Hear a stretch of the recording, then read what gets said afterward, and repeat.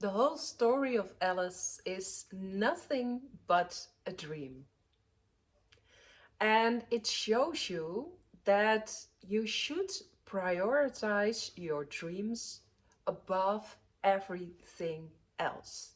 Make your dreams more important than your current reality, and your dream life, magic, and wonder will show up for you. It is that easy. But why do we tend to make it so complex for us, for ourselves? Why is it nearly impossible to keep ourselves into that dream state, into that elevated emotion, and create everything we want? I will explain it to you in this video. There are different kinds of frequency and vibration. I think I don't tell you nothing new if I say everything around us exists from frequency and vibration. And there are several planes from where you can create your vibration. The highest plane is the spiritual plane. It's the plane where you create from remembrance. Remembrance from who you truly are. What is your essence? Divine, abundant, open, calm, spaciousness. That is the frequency we should carry all day long, because it is our nature. It is the frequency in which we were born. A baby doesn't have any thoughts about how will I survive. If you look into the eyes of a newborn child, you see abundance, you see openness, you see calm. You see a reflection of how life once was for you. And then we have the mental plane. And most people create and try to hold their frequency from the mental plane. The mental plane is where your thoughts, your emotions, your feelings reside. And you probably know, if I elevate my thoughts, I can influence my emotions, I can influence how I feel, and if I create better feeling thoughts, then my vibration raises. For a lot of people, this plane feels like a lot of hard work, because it requires consistent efforts and consistent awareness about what am I thinking, what am I feeling, what of my actions are based on what I'm feeling right now, and the actions I'm putting out right now, are they from my highest frequency, are they from my highest emotion, or are my actions based on a lack or something else?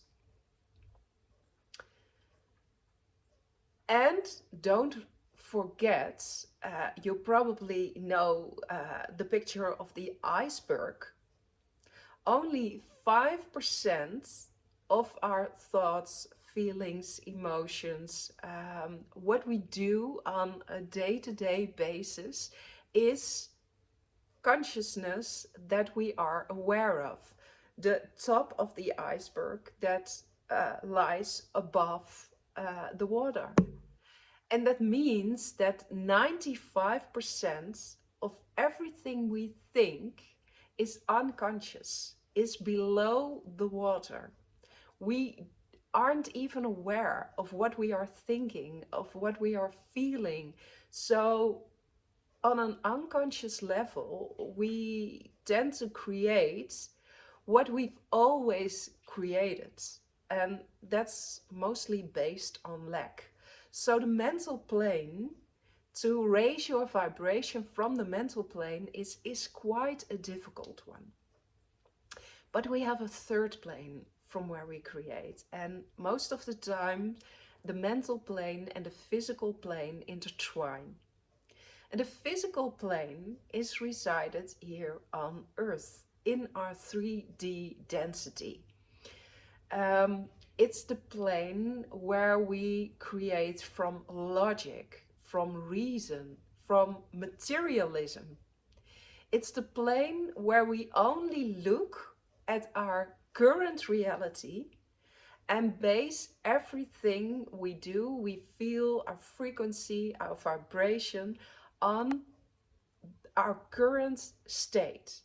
So if your bank account is empty right now and you want to create from the physical plane, you can only create more of an empty bank account, because that is where your frequency and vibration lies. So if you hear this, you might think, oh well, all I have to do is create from the spiritual plane. I have to elevate myself to the spiritual plane and then everything will work out fine. Yes, if you really want to bend reality, if you really want to bend time and create magic and wonder into your life, that is what you should do. But why is it so difficult? Why is this so hard for most people? And what does this have to do with Alice in Wonderland? Keep watching. It is so hard because the main character in our life, the one who is running the show, is our ego self. And our ego self is a personality who fears everything that is unknown, that is created from something new. Our ego self lives in the past and can only recreate what it already has experienced in the past. So if you are trying to elevate your emotions, if you are trying to elevate your thoughts, if you are trying to elevate your frequency and your vibration to come to the spiritual realm, your ego self will do everything to manipulate that out of fear of change. The only goal of the ego self is to keep you alive. To keep you alive into the known. As soon as you want to create from the unknown, your ego self is panicking. And why is that? Your ego self is your main character that is created on the physical plane. It is a creation from you on the physical plane. And we already discovered the physical plane is the plane where the most density is. The plane that keeps lack alive. Because it's the plane of logic, reason, materialism, survival. That is where your ego self resides. And that is why you keep hearing thoughts in your head, voices in your head that say, oh well, you can keep dreaming about what you want, but you have to be realistic. These bills need to be paid right now. So get down and get down to business. We have things to do.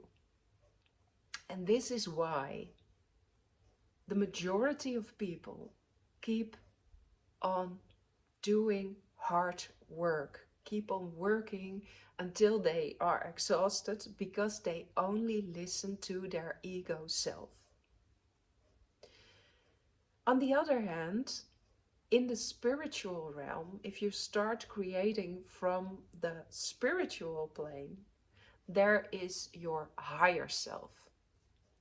And your higher self can only emerge if you are seeing the difference between your ego self and your higher self. If you understand that your ego self is the main character on the physical plane, but there is something bigger in you that can be the creator of your life, and if you decide, I want a different player in my life, I want to switch, I want a player who creates from calmness, openness, spaciousness, inner peace, abundance, then you tap into your higher self. And your higher self is not created. It is the creation in itself. So if you listen to your higher self, you start creating into the unknown with source, with consciousness, with God, with whatever you want to call it. And you can craft your own life instead of repeating everything you've been through before. What has this to do with Alice? When Alice fell all the way down the rabbit hole and she landed into the great hole with all the doors that were closed and wouldn't open for her, her ego took over. She became sad, she became anxious, she started questioning herself. Who the hell am I anyway? And it was obvious she was still very much connected to the physical plane, the plane where she came from, and she wanted to go back to the physical plane, the world she knew before she fell all the way down the rabbit hole. She was trying to get a grip on what she knew before, and she didn't really feel like welcoming the unknown, the world that opened for her, Wonderland. She couldn't surrender into it. But the more the story continues, the more you see Alice surrenders into the dream. And when she surrenders into the dream, into the unknown, she starts creating a whole new character for herself. From a naive little girl who can't even remember how much is 1 plus 1. She thinks 1 plus 1 equals 5.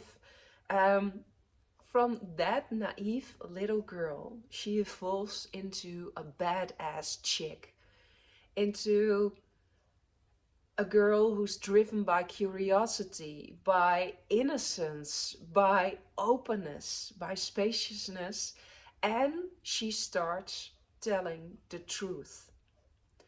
She speaks up to the Queen of Hearts.